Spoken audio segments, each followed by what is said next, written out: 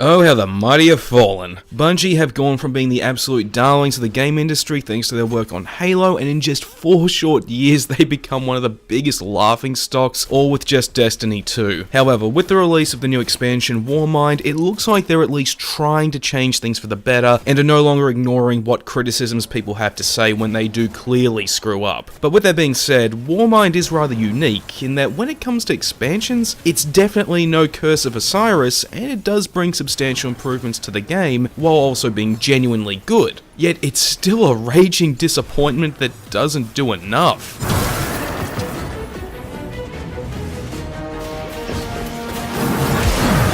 Easily one of the most curious aspects of Warmind is its narrative, in that it's the most substantial piece of storytelling to grace Destiny 2 so far. Unlike the base game's Red War campaign, it is a whole story with no missing acts, and every mission tied to it makes use of the new setting to change things up in fun and substantial ways. And unlike Curse of Osiris, the story isn't padded ad nauseum, and it actually has an impact on the lore. We see the character, Anna Bray, recover remnants of her past, make contact with the Warmind AI Rasputin, and we even kill one of the worm gods of the Hive. I don't know why it took Bungie this long to finally weave the lore into Destiny 2's story, but my god, they did a good job with it now that they finally did it.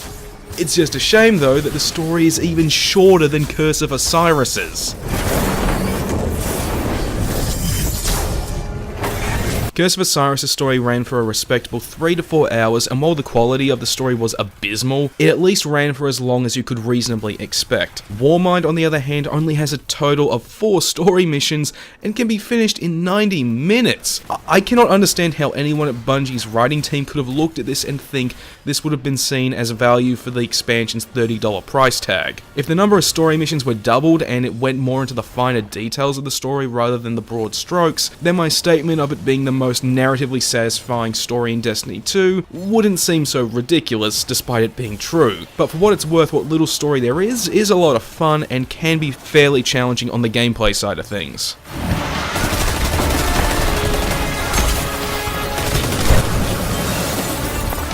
As for what else Warmind brings to the table, there's a new zone on Mars and a number of small tweaks and refinements to the base game. The base game changes are universal, so you don't actually need the expansion to access them, and for what they are great. We see an expansion to the Vault, giving us double the space to hold more loot.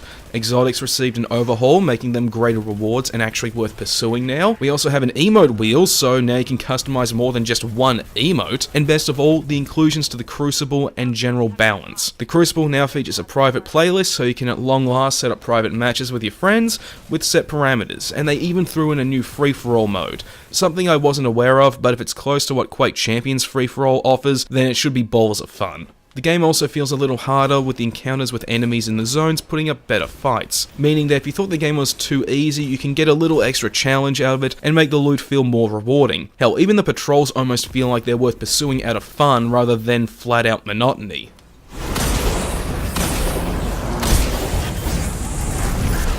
The new Martian zone is good. In fact, I'd say it's great, but hindsight is 20/20. Reason being is that it's not like the Lighthouse zone on Mercury. No, you can actually use your Sparrow, and there's actually some complexity to the layout, giving you a reason to explore. Hell, believe it or not, the entrance to one of the new Lost sectors is hidden so well in plain sight, you'd be forgiven for not realizing you're in a Lost sector until you found the chest. It's just that once you finish the story, explored for a bit, and even gone after some of the hidden lore, that you've seen everything that's worth seeing, and you're just gonna see it again and again. However, there is one thing that nearly had me calling it a great addition rather than a good one: the escalation protocol. This is Destiny 2's version of Horde mode, and I will admit it is disappointing that it's exclusive to the zone. It has been well implemented. Rather than going the traditional route of endless enemies till you die, or here are some waves, now survive until you run out, Bungie made a smart move and copied a game that no one talks about anymore: Crackdown 2. In that, like that game's Horde mode, you have a time limit to wipe out all the enemies in each wave, or else you get nothing, encouraging player cooperation and risk-taking, as well as demanding the player learn when and where the special Relic and Valkyrie weapons spawn in for an extra edge. Hell, Bungie took it a step further by adding more challenge to it, in that after you've beaten one escalation protocol, you then have to rush off to the nearest next one before time runs out, having you go across the map in an almost never-ending path of destructive fun, ultimately making Escalation Protocol the surprise highlight of Warmind, thanks to how well this one addition has been handled.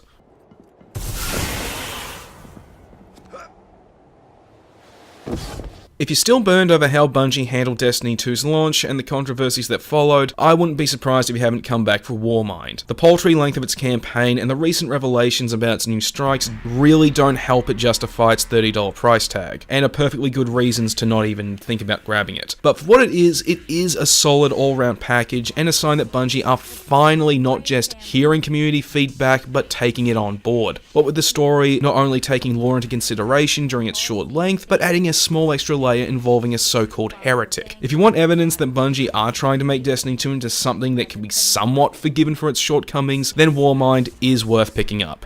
But I wouldn't be surprised if you just wait until it's on sale. And I define the reality of my own existence.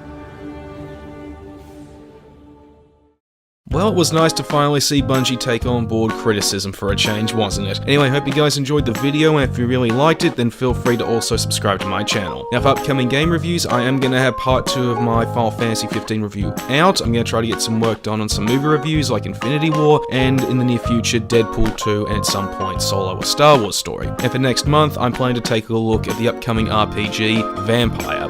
But, unfortunately, there's going to be a massive shake-up at work soon, which is going to leave me with less spare time for a while, so expect my output of content to be reduced to an even smaller trickle than it is now. But in spite of that, I've still got other stuff in the pipeline, so, like usual, stick around.